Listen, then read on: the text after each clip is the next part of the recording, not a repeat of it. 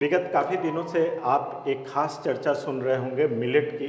Millet मूलतः मोटे अनाज को कहा जाता है और पुराने समय में हमारे पूर्वजों के द्वारा इसका उपयोग भी किया जाता रहा। लेकिन बीच का जो एक दौर था जिसमें हम लोग मोटे अनाज से अपने को दूर कर लिए। दूर करने के कारण थे कि जैसे जैसे अर्बनाइजेशन होने लगा तो उसमें या तो वो छूट गई या किन्हीं कारणों से उससे हमारा संपर्क टूट गया। वर्तमान में सरकार ने इसके महत्व को समझा। उसके कारण है कि ये स्वास्थ्य के लिए काफ़ी लाभदायक भी है और मोटे अनाज की कमी के वजह से बहुत सारी चीज़ों की कमी हमारे शरीर में होने लगी। तो सरकार की प्राथमिकता हुई कि मोटे अनाज को भी प्रमोट किया जाए। तो मोटे अनाज को हमारी भारत सरकार ने इसको श्री अन्न के नाम से भी प्रचारित किया है।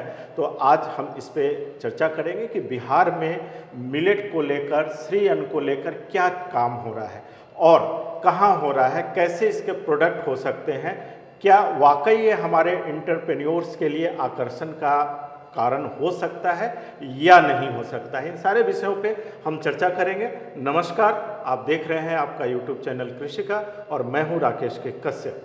हमारे साथ इस पूरे वार्ता में जुड़ेंगी डॉक्टर श्वेता मिश्रा जो प्राध्यापक हैं डॉक्टर राजेंद्र प्रसाद केंद्रीय कृषि विश्वविद्यालय में प्लांट ब्रीडिंग एंड जेनेटिक्स की। मैम, स्वागत है आपका कि आप मिलेट पे काम कर रही हैं। तो सबसे पहले आप हमको थोड़ा संक्षिप्त में बताएं कि बिहार में मिलेट की अभी वर्तमान स्थिति क्या है, हम कितने क्षेत्र में कर रहे हैं, कुछ डेवलपमेंट आपको दिख रहा है? बिहार में मिलेट्स पहले काफ़ी लोग इसको कंज्यूम करते थे और इसमें मिलेट का जो एरिया था अराउंड 2003 तक की अगर हम बात करते हैं तो वो 15,000 हेक्टेयर में हम सारे मिलेट को लगाते थे। बिहार में मूलतः फिंगर मिलेट है जिसको मड़ुआ बोलते हैं और बाजरा है जिसको पर्ल मिलेट बोलते हैं। तो ये दो मिलेट सभी डिस्ट्रिक्ट्स में लगभग लगाए जाते हैं और इसके अलावा यहाँ पर जो सबसे ज़्यादा प्राथमिकता दी जाती है कुछ डिस्ट्रिक्ट्स में, जैसे बेगूसराय डिस्ट्रिक्ट है वहाँ पर चीना की खेती होती है जिसको प्रोसो मिलेट बोलते हैं।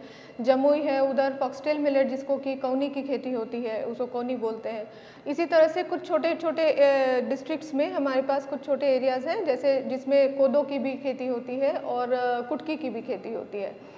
तो पहले के टाइम पर मिलेट्स में हमारे पास एरिया बहुत ज़्यादा था, उसका प्रोडक्शन भी बहुत ज़्यादा होता था और इसका कल्चरल इम्पोर्टेंस है। बिहार में कल्चरल इम्पोर्टेंस ये है कि कई सारे फेस्टिवल में हम इसको खाते हैं। जैसे लेडीज़ जितिया का फेस्टिवल करती हैं तो उसमें मड़ुआ का आटा खाती हैं। इसी तरह से सावा है, कोदो है, इसको हम जो भी फास्टिंग कर रहे होते हैं लोग, वो लोग इसको खाते हैं और ऐसे भी हमारे डाइट में ये पहले इन्वॉल्व था।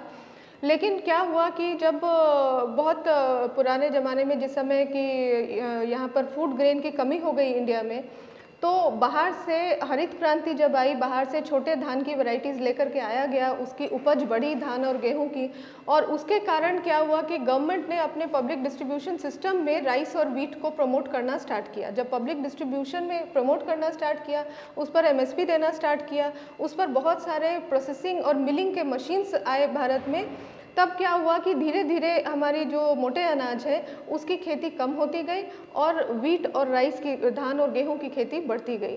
तो इसके कारण क्या हुआ कि एरिया में उसकी काफ़ी बढ़ोतरी हो गई। अब बिहार में जो लगता है वो अराउंड 7,000, 2023 की बात करते हैं तो 2023 का अगर आंकड़ा देखेंगे हम तो 2023 में 7,000 से 8,000 के बीच में हेक्टेयर सिर्फ मिलेट का एरिया रह गया था और धीरे धीरे सभी पॉकेट से मिलेट की कल्टीवेशन कम होती गई। अब इसमें 2023 में जब इंटरनेशनल ईयर ऑफ मिलेट घोषित किया भारत सरकार ने और पूरे वर्ल्ड ने, FAO ने इसको पूरे वर्ल्ड में as international year of millet promote करना स्टार्ट किया, तब बिहार में भी हम लोगों ने इसको एक मिशन मोड में चालू करने के लिए हमने सोचा। तो इसके लिए गवर्नमेंट की तरफ से जो बिहार की 4th कृषि रोड मैप है उसके तहत एक centre of excellence in millets and value chain करके एक प्रोजेक्ट बनाया गया जिसका मेन बिल्डिंग गया में बन रहा है और इसमें RPCAU इन्वॉल्व है, हमारी यूनिवर्सिटी, और सबौर की यूनिवर्सिटी जो बिहार एग्रीकल्चर यूनिवर्सिटी है वो भी इन्वॉल्व है। यहाँ पे आपने जब एक इंटरनेशनल बात करी कि इंटरनेशनल ईयर के तौर पे मनाया गया, अगर वैश्विक दृष्टिकोण से देखें तो क्या उन देशों में भी जो विकसित देश हैं वहाँ भी मोटे अनाजों के प्रति लोगों का आकर्षण है क्या? मोटे अनाज के प्रति इसलिए आकर्षण है क्योंकि जो हमारे धान गेहूं से प्रोडक्ट बन रहे हैं वो न्यूट्रिशियस नहीं है, उसमें न्यूट्रिशनल वैल्यू बहुत कम हो गई है क्योंकि मिलिंग बहुत ज़्यादा हो गई है। मिलिंग के कारण क्या होता है कि पहले जब हम राइस खाते थे तो पार बॉयल करके खाते थे उसको, और अब क्या होता है कि अब हम उसको पूरा मिलिंग करके उसका जो पूरा एल्यूरोन लेयर है, जो उसका छिलका है, उसका पूरा ब्रांड जो है उसको निकाल देते हैं। और इसी तरह से वीट में क्या हो रहा है, सुपर फाइन वीट हम का जो आटा है वो खाते हैं और उसका भी जो चोकर है उसको हम निकाल करके फेंक देते हैं। तो इससे क्या होता जा रहा है कि उसमें न्यूट्रिशनल कंटेंट की कमी होती जा रही है। दूसरा है, राइस में ग्लाइसेमिक इंडेक्स बहुत ज़्यादा है। आप देखते होंगे कि जिसको मधुमेह का रोग है, जिसको डायबिटीज़ बोलते हैं, तो जब जिसको डायबिटीज़ होता है डॉक्टर्स नॉर्मली कहते हैं कि राइस खाना आप कम करिए। क्यों? क्योंकि उसमें ग्लाइसेमिक इंडेक्स उसका बहुत ज़्यादा होता है। ये ग्लाइसेमिक इंडेक्स आपके मिलेट्स में नहीं है, मिलेट्स में ग्लाइसेमिक इंडेक्स बिल्कुल कम है ना, लेस देन 65 है। और दूसरा वीट है, वीट में आजकल क्या हो रहा है कि क्योंकि हम सुपर फाइन फ्लावर खा रहे हैं तो उससे क्या हो रहा है कि वो इंटेस्टाइन में जा करके गड़बड़ी पैदा कर रही है, जिससे कि आजकल एक इनटॉलरेंस वीट फ्लावर के प्रति एक इनटॉलरेंस की डिजीज़ है जिसको सिलियाक डिजीज़ बोलते हैं, और वो डिजीज़ आजकल प्रिवेलेंट है बहुत सारे अर्बन एरियाज़ में। तो उसको जब जिनको सिलियाक डिजीज़ हो जाता है उसको डॉक्टर्स कहते हैं कि आप वीट खाना बंद कर दीजिए, गेहूं की रोटी खाना बंद कर दीजिए और आप मिलेट्स की रोटी खाइए, बाजरा की रोटी खाइए, चाहे मड़ुआ की रोटी खाइए, किसी भी मोटे अनाज की रोटी खाइए। अब मोटे अनाज में सिर्फ और वो इसलिए होता है क्योंकि वीट में ग्लूटेन होता है, प्रोटीन ग्लूटेन, जिससे कि आप जब रोटी के लिए आटा बांधते हैं तो वो इलास्टिक रहता है और रोटी उसका फूलता है। जब आप इसका रोटी उस तरीके से नहीं फूलता है क्योंकि इसमें ग्लूटेन कंटेंट नहीं होता, और वो ग्लूटेन कंटेंट हमारे इंटेस्टाइन के लिए जो है बहुत खतरनाक है। तो इसके लिए हमारा जो राइस और वीट है उससे हम लोग चाह रहे हैं कि लोग डाइवर्सिफाई हों और हमारा जो प्लेट है उसमें सब तरह का भोजन हो। राइस और वीट के अलावा भी हमारे पास मोटे अनाज में कई सारे मोटे अनाज के प्रोडक्ट्स बनते हैं, हमारी यूनिवर्सिटी में भी बन रहे हैं, और ये प्रोडक्ट्स को हम जितने भी किसान हैं उनको भी ट्रेनिंग दे रहे हैं कि इसके प्रोडक्ट्स, क्योंकि लोग भूल गए हैं, पहले के ज़माने में रोटी बना करके खाते थे, अब क्या है कि वो रोटी लोग नहीं खाना चाहते हैं क्योंकि मार्केट में कई सारी वैरायटीज आ गई हैं। जो यंग जनरेशन है वो पिज्ज़ा खाएगा, बर्गर खाएगा, कुकीज़ खाएगा, मिक्सचर खाएगा, है ना, पास्ता खाएगा, नूडल्स खाएगा। तो ये सारी चीज़ें हम मिलेट से बना रहे हैं ताकि मिलेट का जो न्यूट्रिशनल कंटेंट है वो रिस्टोर हो जाए और वो उसको जो नुकसानदेह है, जो मैदे का बना हुआ खा रहे हैं, उससे उनको इधर से न्यूट्रिशनल कंटेंट उसको मिलता जाए। मैम, न्यूट्रिशनल वैल्यू को देखते हुए तो ये ज़रूर है कि हमारे मोटे अनाज जो हैं चावल और गेहूं को से ज़्यादा बेहतर है। उत्पादन के दृष्टिकोण से देखेंगे तो एक तो समय लगेगा इसके रिप्लेस होने में, लेकिन अभी जो हमारे एंटरप्रेन्योर्स जो जानना चाहते हैं कि इसका एंटरप्रेन्योर में जैसे डे टू डे फूड में कितना आएगा, और एक तरीके से कॉस्मेटिक फूड जिसमें हो गया बिस्किट हो गया या स्नैक्स में, क्या लगता है कि आपके पास कुछ ऐसा है कि इसके प्रोडक्ट बन सकते हैं, और बन सकते हैं तो उसकी मार्केटिंग हो सकती है? इसमें हमारे यूनिवर्सिटी में जो हमारे पास प्रोजेक्ट है 2023 से हम लोग काम कर रहे हैं, और बिहार में हम 3 तरह के प्रोडक्ट्स के ऊपर, हम मिलेट बेस्ड प्रोडक्ट्स के ऊपर हम काम कर रहे हैं। एक तो ट्रेडिशनल प्रोडक्ट्स हैं जो कि बिहार से रिलेटेड, जैसे बिहार का ट्रेडिशनल फूड में आता है ठेकुआ है ना, उसकी रोटी है, मठरी है, शक्करपारा है ना। तो ये ट्रेडिशनली जितने भी फूड जो बड़े चाव से बिहार में कंज्यूम करते हैं, लिट्टी है तो मिलेट का लिट्टी, गुजिया है तो मिलेट का गुजिया बना रहे हैं। तो इस तरह से करके मिलेट के बहुत सारे ट्रेडिशनल प्रोडक्ट्स बना रहे हैं। दूसरा है रेडी टू ईट मतलब जैसे कुकीज़ हो गए, मफ़िन्स हो गए, कुकीज़ मतलब बिस्किट हो गए, मफ़िन्स हो गए, मिक्सचर्स हो गए, है ना, मफिन्स मतलब केक्स हो गए, है ना, और इस तरह से हमारे पास रेंज ऑफ प्रोडक्ट्स है, एनर्जी बार्स हैं हमारे पास, न्यूट्री बार्स हैं, ये सारे इन मिलेट सारे के बन रहे हैं। प्रोडक्ट की जो बात कर रहे हैं, तो अगर हमारे इस कार्यक्रम के माध्यम से अगर कोई चाहे कि इसमें कोई प्रशिक्षण ले, कि क्या ऐसी कोई व्यवस्था आपके यहाँ है? बिल्कुल, हम लोग हर साल लगभग 10 से 12 ट्रेनिंग हम लोग करते हैं, जिसमें हम लोग मिलेट के क्रॉप प्रोडक्शन से लेके, सीड प्रोडक्शन से लेके, value added millet based value added product development से लेके उसकी मार्केटिंग तक का हम पूरा कोर्स उसको कराते हैं। तो हम इसको 3 दिन का मॉड्यूल है और 5 दिन का मॉड्यूल है। तो 3 दिन और 5 दिन वो लोग हमारे पास एंटरप्रेन्योर्स हैं, फार्मर्स हैं, एफपीओज हैं, वो लोग आते हैं यहाँ पर, यहाँ स्टे करते हैं, रेजिडेंशियल ट्रेनिंग होती है, हमारे पास लेबोरेटरी की पूरी व्यवस्था है और उनको पूरा ट्रेन किया जाता है कि किस तरह से वो प्रोडक्ट अपने डेवलप करेंगे, क्या मार्केट है, कहाँ जा कर के वो उसको सेल कर सकते हैं। दूसरी चीज़ ये है कि इसमें हम जैसे अभी बता रहे थे कि ट्रेडिशनल और रेडी टू ईट है, उसके साथ साथ हम लोग रेडी टू कुक के भी प्रोडक्ट्स हैं। रेडी टू कुक मतलब जैसे इंस्टेंट आप लोग ओट्स का इंस्टेंट खाते हैं, कप नूडल्स आजकल मार्केट में है, तो वो सब मिलेट बेस्ड प्रोडक्ट्स हम लोग ये कर रहे हैं। डोसा का प्री मिक्स है, इडली का प्री मिक्स है, ये सब उपमा का प्री मिक्स है। तो ये प्री मिक्स मतलब कि उसमें आप सिर्फ गर्म पानी डालिए, आपको अलग से कुक करने की और जो रात भर भिगो के रखने की बात है वो नहीं होगी। प्री मिक्स बना हुआ है, उसमें गर्म पानी डालिए, थोड़ी देर छोड़िए, जैसे आपका कप नूडल तैयार हो जाता है उसी तरह से ये मिलेट बेस्ड प्रोडक्ट तैयार हो जाएगा।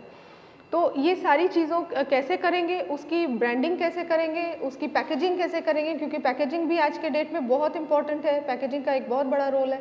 तो उस तरह से करके पैकेजिंग भी करेंगे और पैकेजिंग करके और उसको मार्केटिंग कैसे करेंगे। इसके लिए हम जो ट्रेनिंग देते हैं उसमें हम लोग पहले केवीकेस के माध्यम से हम फार्मर्स को सेलेक्ट करते हैं जो लोग इसमें इंटरेस्टेड हैं और जो लोग कुछ इनिशिएट कर चुके हैं या फिर करने में इच्छुक हैं।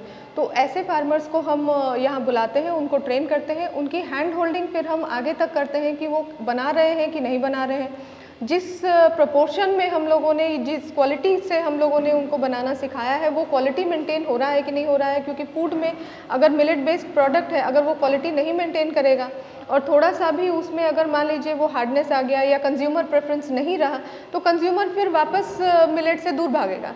तो इसलिए इम्पॉर्टेंट है कि जो क्वालिटी की ट्रेनिंग, मेंटेनेंस की ट्रेनिंग दी जा रही है प्रोडक्ट्स में हमारी यूनिवर्सिटी के थ्रू, वो क्वालिटी मेंटेनेंस हो। उसके लिए हम हैंड होल्डिंग करते हैं, जाके देखते हैं कि वो लोग उस तरह से बना रहे हैं कि नहीं बना रहे। फिर उनकी हैंड होल्डिंग करते हैं कि वो मार्केट में उसको कैसे लेकर के जाएं, ऑनलाइन मार्केटिंग कैसे करें। तो इसके हमारे प्रोजेक्ट के थ्रू हमारे टोटल 8 एफपीओज हैं और 2 एंटरप्रेन्योर्स हैं जिनके साथ हम काम कर रहे हैं।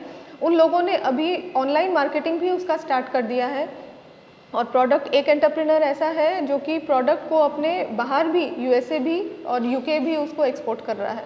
तो ये सारी ट्रेनिंग हमारी यूनिवर्सिटी से लेकर के वो गए। इसके लिए आप लोग कोई शुल्क वगैरह भी चार्ज करती हैं? नहीं, ट्रेनिंग अभी क्योंकि प्रोजेक्ट के थ्रू हो रहा है तो हम कोई ट्रेनिंग की फीस नहीं लेते हैं। वो सारा प्रोजेक्ट के क्योंकि बिहार गवर्नमेंट की फंडिंग है तो उस फंडिंग के तहत हम उनको ट्रेनिंग दे रहे हैं और क्योंकि मिलेट को प्रमोट करना है इसकी वजह से हम उसमें कोई किसी तरह का शुल्क नहीं ले रहे हैं। दूसरा एक सवाल यहाँ उठता है कि जैसे एक 3 सेगमेंट में हम पूरे इस प्रोजेक्ट को अगर बांटें, एक प्रोडक्शन है, एक पोस्ट प्रोडक्शन है एंड देन प्रोसेसिंग है। अगर कोई किसान प्रोड्यूस कर रहा है और उसके घर के ही कोई बच्चे ने एंटरप्रेन्योर स्किल के तहत इसको आगे ले जाने की बात की, तो ये जैसे हम तमाम मशीन देख रहे हैं, हो सकता है कि वो इतना इन्वेस्ट ना कर पाए। तो इनिशियल स्टेज में वो क्या कर सकता है उस प्रोडक्ट को, अगर उसके पास मिलेट का कोई भी उत्पाद हो जो 4-5 आपने बताया, तो अगर उसके बाद क्या स्टेप में वो जाना चाहता है और प्रोडक्ट की बात आपने की, तो बीच की जो प्रोसेसिंग है उसके लिए आपके तरफ से क्या कोई? हमारे यहाँ पर देखिए, एक तो अभी फ़िलहाल जो हमारा चल रहा है कि ये जो प्रोसेसिंग मशीन्स हैं हमारी, आप देख रहे हैं यहाँ पर इनको प्राइमरी प्रोसेसिंग मशीन्स बोलते हैं और एक थ्रेशर है हमारे पास, मल्टी मिलेट थ्रेशर। तो अभी इसको हमने हमारे 4 केवीकेज में लगाया हुआ है। अच्छा। और सेम मशीन 4 सेम मशीन्स 4 केवीकेज में लगे हुए हैं। एक है केवीके बेगूसराय में, एक है केवीके शिवहर में और एक है केवीके माधोपुर में। और एक हमारे यहाँ लगा हुआ है। अच्छा। तो ये जो 4 मशीन का सेट है, इसमें ये हमने सेलेक्ट ऐसे किया है क्योंकि जहाँ जहाँ पर हमें मिलेट के फार्मर्स के पॉकेट्स दिखे कि हाँ यहाँ पर मैक्सिमम फार्मर्स इसको कल्टीवेट कर रहे हैं, तो वहाँ वहाँ हमने मिलेट के मशीन से सेटअप कर दिए हैं। अभी फार्मर्स क्या करते हैं कि वो अपने मिलेट में, जैसे फिंगर मिलेट है, आप देखेंगे उसका वीडियो तो आप देखेंगे कि उसमें उसकी बाली फिंगर की तरह होती है। उसको वो क्या करते हैं, बाली सिर्फ कट करके लेकर के आते हैं केवीकेज या हमारे सेंटर पर, और हम उसको यहीं पर थ्रेशिंग करके और पूरा प्रोसेसिंग, जिसका जैसे सावा है उसका चावल निकलता है, तो प्रोसेसिंग करके उसको चावल निकाल करके दे देते हैं। वही फार्मर्स को अगर ट्रेनिंग की ज़रूरत है कि हम वैल्यू एडेड प्रोडक्ट, अगर वो डायरेक्ट ग्रेन को मार्केट में बेच रहा है, सक्षम है, तो बहुत अच्छी बात है, क्योंकि ग्रेन भी इसका बहुत अब जैसे आप सावा का चावल अगर आप लेने के लिए जाएंगे तो वो 120 रुपये केजी से लेकर के 250 रुपये केजी तक का वो आपको मार्केट में मिलेगा। वो भी नहीं मिलेगा, लिमिटेड क्वांटिटी में है। तो अगर किसान सक्षम है, वो बेच पा रहा है तो अच्छी बात है, नहीं बेच पा रहा है तो हम उसको बायर्स के साथ में कांटेक्ट करवाते हैं ताकि बायर्स उसके पास से वो ले जाए उठा करके। तो ये बायर्स हमारे एडजॉइनिंग स्टेट्स में है, जैसे उड़ीसा के बायर्स हैं, छत्तीसगढ़ के हैं, यूपी के कुछ बायर्स हैं, दिल्ली से कुछ बायर्स हैं, बिहार के अपने कुछ बायर्स हैं जो लोग इस तरह के प्रोडक्ट बनाते हैं और जो किसान उसको उगा रहा है उसके पास से वो ले जाते हैं। कुछ किसान ऐसे हैं जो कि जो जीविका से जुड़े हुए हैं, वो लोग क्या करते हैं, वो लोग वहीं पर अपना प्रोडक्ट बना लेते हैं और क्योंकि जीविका का आउटलेट है कई जगह पे, तो वो लोग जीविका के थ्रू उसकी मार्केटिंग कर लेते हैं। तो ये इस तरह से सारी ट्रेनिंग और प्रोसेसिंग का जो पार्ट है वो, अब जो लोग खुद बनाना चाहते हैं, जैसे कुछ एंटरप्रेन्योर्स हैं जिन लोगों ने अपने पास ये मशीन्स लगाए हुए हैं, तो ये जो मशीन्स के लिए बिहार सरकार में को भी हमने अप्रोच किया था, उन्होंने इस पर सब्सिडी भी दी है और वो उसको उस सब्सिडाइज रेट पर। ये अगर बेसिक मशीन की बात करें तो कितना का आता होगा लगभग? ये हमारा जो पूरा सेट है आपका थ्रेशर से लेकर के प्राइमरी प्रोसेसिंग तक का जो पूरा सेट है वो अराउंड 5 लाख का सेट है।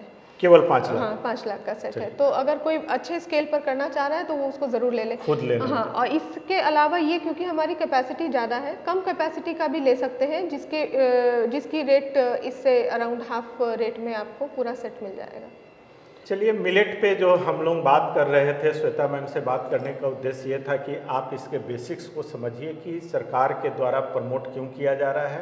क्योंकि ये आपके स्वास्थ्य के लिए लाभदायक है, इससे हमारे किसान को उत्पादन में फ़ायदा होगा और जो भी एंटरप्रेन्योर अभी इससे जुड़ेंगे वो मतलब पहले आने का जो लाभ होता है वो लाभ ले सकते हैं। आने वाले वर्षों में अगर इसको देखें 2, 4, 5 साल में, चूँकि इंटरनेशनली भी इसको प्रमोट किया जा रहा है, तो इस प्रोडक्ट की मांग, जागरूकता बढ़ेगी तो लोगों का कंजम्पशन बढ़ेगा, कंजम्पशन बढ़ेगा तो मांग बढ़ेगी और वैसे में जो पहले अपने ब्रांड को एस्टैब्लिश कर लेगा उसको इसका लाभ मिलेगा। आप यदि हमारे इस कार्यक्रम को देखने के बाद आपको लगता होगा कि मिलेट से संबंधित कोई जानकारी चाहिए तो आप श्वेता मैम को डॉक्टर राजेंद्र प्रसाद केंद्रीय कृषि विश्वविद्यालय के अंतर्गत plant genetics and plant breeding के विभाग में किसी से भी पूछ कर आ सकते हैं। थोड़ा प्रयास करना होगा जिससे कि आप लगे कि आप भी एफर्ट डाल रहे हैं जानकारी के लिए और आप यहाँ आए, मिले और ये सारी चीज़ सार्वजनिक रूप से सबके लिए उपलब्ध है। मैम, आपने समय दिया, इसके लिए बहुत बहुत धन्यवाद।